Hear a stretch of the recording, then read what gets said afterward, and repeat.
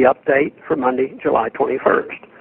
Just days after the tragic crash of a Malaysian Airlines flight over eastern Ukraine, Western politicians and media joined together to gain the maximum propaganda value from this disaster.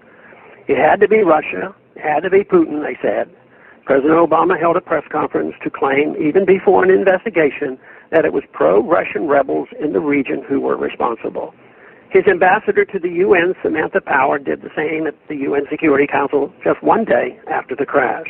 While Western media outlets rush to repeat government propaganda on the event, there are a few things they will not report.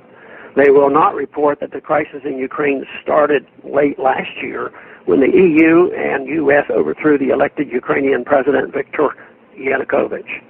Without a US-sponsored regime change, it is unlikely that hundreds would have been killed in the unrest that followed, nor would the Malaysian Airlines crash have happened. The media has reported that the plane must have been shot down by Russian forces or Russian-backed separatists because the missile that reportedly brought down the plane was Russian-made. But they will not report that the Ukrainian government also uses the exact same Russian-made weapons. They will not report that the post-coup government in Kiev has, according to OSCE monitors, killed 250 people in the breakaway Lugansk region since June, including 20 killed as government forces bombed the city center the day after the plane crash. Most of these are civilians, and together they roughly equal the number killed in the plane crash. By contrast, Russia has killed no one in Ukraine, and the separatists have struck largely military, not civilian targets. They will not report that the U.S. has strongly backed the Ukrainian government in these attacks on civilians, which a State Department spokeswoman called measured and moderate. They will not report that neither Russia nor the separatists in eastern Ukraine have anything to gain but everything to lose by shooting down a passenger liner full of civilians. They will not report that the Ukrainian government has much to gain by pinning the attack on Russia, and that the Ukrainian Prime Minister has already expressed his pleasure that Russia is being blamed for the attack. They will not report that the missile that apparently shot down the plane was from a sophisticated surface-to-air missile system that requires a good deal of training that the separatists do not have. They will not report that the separatists in eastern Ukraine have inflicted considerable losses on the Ukrainian government in the week before the plane was down. They will not report how similar this is to last summer's U.S. claim that the Assad government in Syria had used poison gas against its civilians in Ghouta. Assad was also gaining the upper hand in his struggle with U.S.-backed rebels, and the U.S. claimed that the attack came from Syrian government positions. Then, U.S. claims led us to the brink of another war in the Middle East. At the last minute, public opposition forced Obama to back down, and we have learned since then that the U.S. claims about the gas attack were false. Of course, it is entirely possible that the Obama administration and the U.S. media has it right this time, and Russia or the separatists in eastern Ukraine either purposely or inadvertently shot down the aircraft. The real point is, it's very difficult to get accurate information, so everybody engages in propaganda. At this point, it would be unwise to say the Russians did it, the Ukrainian government did it, or the rebels did it. Is it so hard to simply demand a real investigation? Thanks for calling this update. A new update is placed on this number, 888-322-1414, every Sunday. The written text can be found on my Ron Paul Institute website at www.ronpaulinstitute.org and on my update for Monday, July 21st.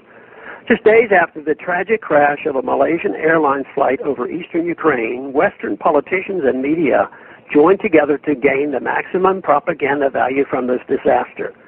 It had to be Russia, it had to be Putin, they said. President Obama held a press conference to claim, even before an investigation, that it was pro-Russian rebels in the region who were responsible. His ambassador to the UN, Samantha Power, did the same at the UN Security Council just one day after the crash. While Western media outlets rush to repeat government propaganda on the event, there are a few things they will not report.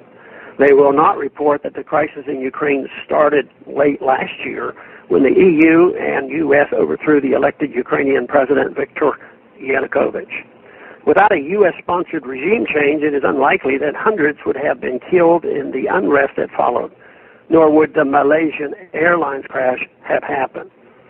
The media has reported that the plane must have been shot down by Russian forces or Russian-backed separatists because the missile that reportedly brought down the plane was Russian-made. But they will not report that the Ukrainian government also uses the exact same Russian-made weapons.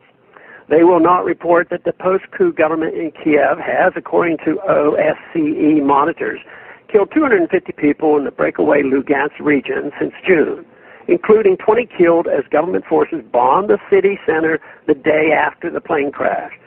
Most of these are civilians, and together they roughly equal the number killed in the plane crash.